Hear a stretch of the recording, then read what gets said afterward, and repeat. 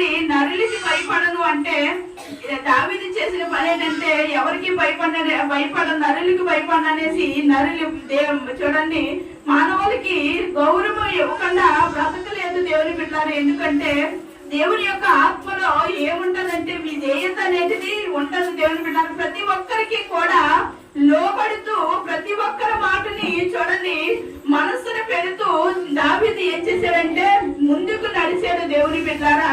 ఈ రోజు నీవు చూడండి నరులను ఏం చేస్తారనేసి ఇతరులని మనం చూడండి ఇతరులను చూసి మనం ఎదిరించడం కాకుండా దానిని ఎదుర్కొనేటువంటి ఆ సమస్యను ఎదుర్కొని దాన్ని ఎలాగ చేయించాలో దేవుని యొక్క ఆత్మ నీకు నాకు బోధిస్తుంది దేవుని బిడ్డలారా. అందుకే దేవుని వాక్యము నీలో నాలో ఉన్నట్లయితే అది మనలో ఏం చేస్తుందంటే ధైర్యాన్ని పుట్టిస్తుంది, దృఢమైనటువంటి నమ్మకము విశ్వాసము మనలో కలిగిస్తుంది దేవుని బిడ్డలారా. అందుకే ఈ యొక్క దావీదు అంటున్నాడు ఏమనంటే ఒక సమస్య లేకపోతే ఒకటి ఈ దావీదుని అభిషేకించబడిన తర్వాత రాజుగా అభిషేకించబడిన తర్వాత అనేకమైనటువంటి కష్టాలు ఈ యొక్క దావీదు ఏం చేశాడమ్మా అనుభవించాడు దేవుని బిడ్డలారా. అనేకమైనటువంటి కష్టాలు కూడా వెళ్ళాడు.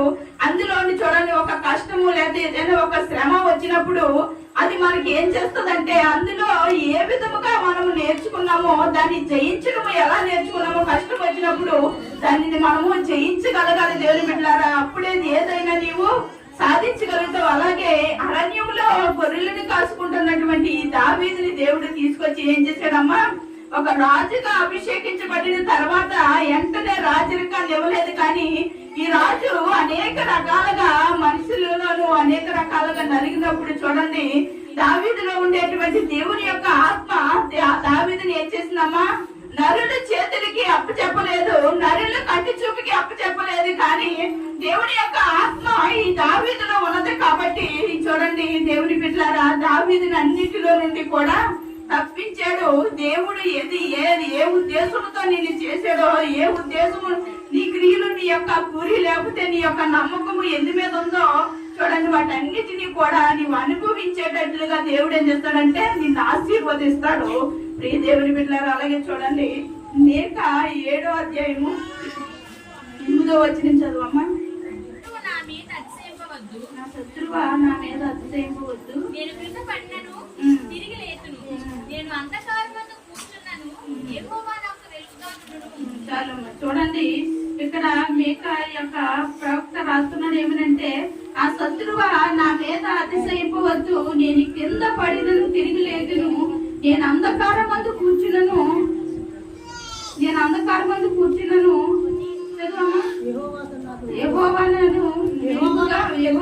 అంటే ఏ శత్రువుని దేవుడు ఇక్కడ అంటున్నాడంటే ఒకవేళ పాపం అనేటువంటిది ఒక శత్రువుగా నిన్ను వెంటాడుతూ ఉన్నప్పుడు ఈ పాపముని జయించాలి అంటే చూడండి ప్రియ దేవుని ఇది ఒక శత్రువుగా మనకి ఎదురవుతుంది. అందుకే ఒకవేళ చూడండి ఈ దావీదు బెత్షెబా విషయంలో పాపంలో పడినప్పుడు చూడండి దేవుని బిడ్డలారా ఈ యొక్క దావీదు అనేక చూడండి బిడ్డను పోగొట్టుకున్నాడు. దేవుడి దగ్గర ఎంతో కన్నీరు కార్చాడు. కానీ ఆ యొక్క బిడ్డ బ్రతకలేదు. కానీ దేవుని బిడ్డలారా చూడండి దేవుడు ఇచ్చినటువంటిది ఏంటో అది దేవుడు స్థిరపరుస్తాడు. అందుకే పాపములో పడినప్పుడు దావీదు ఏం చేశాడంటమ్మా పశ్చాత్తాప పడ్డాడు దేవుడి సన్నిధిలో.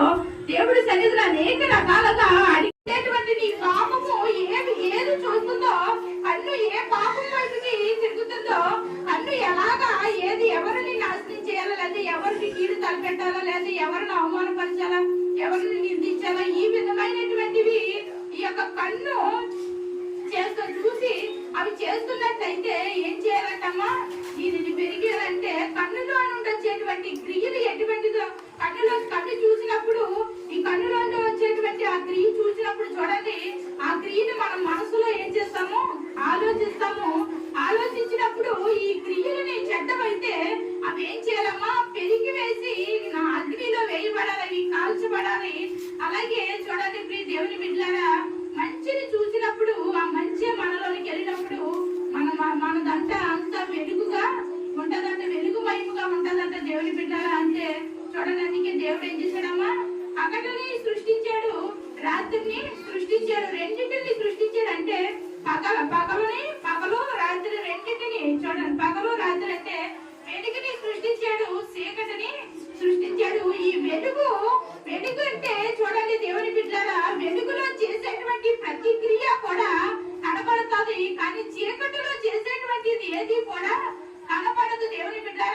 చీకటి దేనికి సాదృశ్యంగా ఉందంటే సాతానికి సాదృశ్యంగా ఉంది. చూడండి వెలుగు, చూడండి పగలు దేవునికి సాదృశ్యంగా ఉన్నది దేవుని బిడ్డలు. ఎందుకంటే చీకటి ఏమో అంటే దేవుడు పగలంతా మనల్ని ఏం చేసిన కష్టపడుకొని తినడానికి రాత్రి పడుకు ఇది మామూలుగా మనుషులకి ఇచ్చినటువంటిదే దేవుని బిడ్డలు. కానీ పగలు ఏమో దేవునికి సంబంధించినదిగా ఉంటే రాత్రి ఏమో సాతానికి సంబంధించినదిగా ఉన్నదంటే దేవుని బిడ్డలు. అయితే మరి వెలుగులో చేసేటువంటి ప్రతి క్రియ కూడా దేవుడు ఏం చేస్తున్నాడు చూస్తున్నాడు. అయితే చూడండి వెలుగులో చేసేటువంటిది నరులు చూస్తే చీకటిలో చేసేటువంటిది మనకు కనపడదు. కానీ నరులకి కనపడనటువంటిది దేవుడు చూస్తాడు. దేవుడు ఏం చేస్తాడంటే అప్పుడు నిన్ను గుర్తిస్తాడు దేవుని బిడ్డలు. ఎందుకంటే నేను చీకట్లో నేను చేసినది పాపపు క్రియలు, కానీ నేను చేసినవి ఏది రహస్యంగా చేసినటువంటిది ఏది కూడా ఎవరికి తెలియదు కదా అని ఏం చేస్తున్నామంటే రహస్యముగా ఇతరులకి చొరబట్టము, వాళ్ళని ఏం చేస్తామంటే రహస్యంగా మనం వారిని నడిపిస్తుంటాం దేవుని బిడ్డల. కానీ ఇతరులకి వెళ్ళి నువ్వు రహస్యంగా నడిపించావు అంటే దేవుని బిడ్డ దేవునికి ఒక రోజు లెక్క అప్పవలసి ఉంటది. ఆత్మ విషయమై వాళ్ళ దేహం విషయమై నీవు లెక్క అప్పు చెప్పవలసి ఉంటది. అలాగే నీకు అనేక రకాలుగా మంచి చెడుని గ్రహించుకునేటువంటి ఆలోచన అలాగే జ్ఞానము దేవుడు నీకు ఇచ్చినప్పుడు దీనిని విడిచిపెట్టి నువ్వేం చేస్తున్నావంటే చూడండి పాపం వైపుకి నీకు వచ్చినటువంటి చెడ్డ తలాపుల వైపుకి నువ్వు వెళ్ళిపోయి తర్వాత ఎవరో ఒకరి మీద నింద మోసుకుంటే ఈ వల్లే నేను ఇలాగైనది, ఈ వల్లే నేను ఇలాగయ్యానంట. మరి నీ ఆలోచన విధానము ఎలాగున్నదో మన మీద నింద వేసుకోము, కానీ ఇతరుల మీద మాత్రము నింద వేసుకుంటాం దేవుని బిడ్డల. మనసులోనికి వచ్చేటువంటి ఆలోచనలు అనేకమైనటువంటి ఉంటాయి, కానీ మంచి చెడుని గ్రహించుకునేటువంటి ఆలోచన విధానము దేవుడు నీలో పెట్టాడు దేవుని బిడ్డల. అందుకే చూడండి ఒకవేళ నీకు తెలిసి చెడ్డ విషయంలో నడిపిస్తున్నప్పుడు నీవు ఇతరులని గద్దించడంలో లేదా నీ కుటుంబంలో గద్దించడంలో తప్పు లేదు. కానీ చూడండి రహస్యముగా నడిపిస్తున్నా ఇది క్రియలు మాత్రము చీకటిలో ఉన్నాయనుకుంటాం, కానీ ఈ చీకటిలో చేసేటువంటి ప్రతి క్రియ కూడా దేవుడు చూసి ఏం చేస్తున్నాడంటే వెలుగులోనికి చూడండి వారిని నడిపిస్తున్నాడంట. ప్రియ దేవుని బిడ్డారా, వెలుగులోనికి నడిపించి ఈ పాపం అంతటిని కూడా పరిహరించి వెలుగు మయముగా దేవుడు నిన్ను చేస్తున్నాడు. అందుకే చూడండి నరకంలో ఏముండదంట, పగలు ఉండదు, రాత్రి ఉండదు, అంతా కూడా వెలుగు.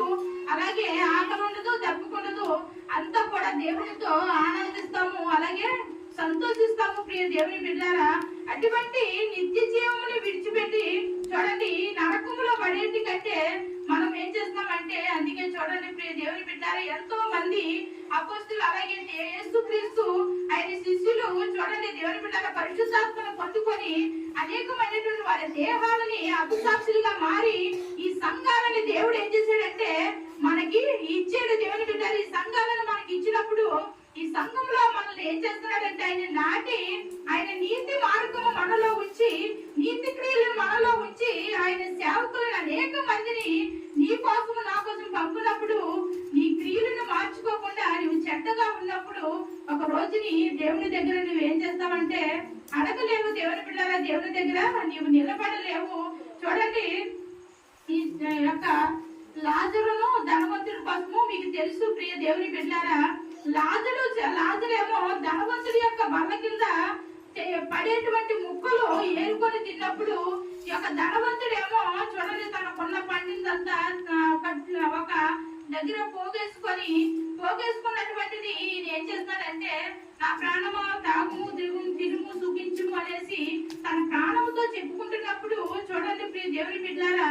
కానీ ఈ యొక్క లాజరు అయితే మాత్రము అంటే ధనవంతుల్ని నేను విమర్శించలేదు, అలాగే పేదవారిని విమర్శించలేదు, కానీ దేవుడి యొక్క ఉపమానంగా యొక్క వాక్యం ఎందుకు రాయబడి ఉన్నదంటే ఏదో ఒక క్రియ నీలో జరగాలనేసి నిన్ను మార్పులోనికి తీసుకురావాలనేసి చూడండి ఆయన వెలుగులోనికి నిన్ను నడిపించాలనేటువంటి ఉద్దేశంతో దేవుడు ఏం చేశాడంటే ఇది ఉపమానముగా దేవుడిది చెప్పాడు. దేవుని బిడ్డారా చూడండి